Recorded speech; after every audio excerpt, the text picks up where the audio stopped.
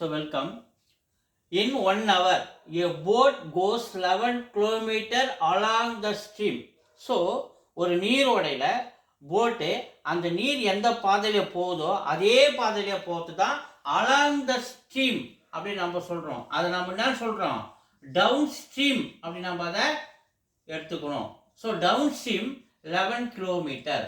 அதுவே 5 kilometre against that stream. அப்போ எதிர்நோக்கி வர்றதுக்கு பேர் upstream.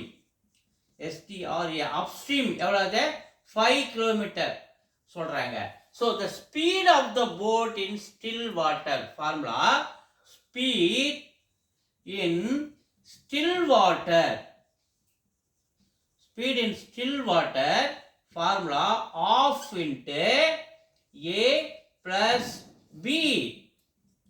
Of into bracket A plus B. A வந்து 11 பிளஸ் இது B வந்து, அதாவது A வந்து டவுன் ஸ்ட்ரீம், B வந்து அப் ஸ்ட்ரீம்.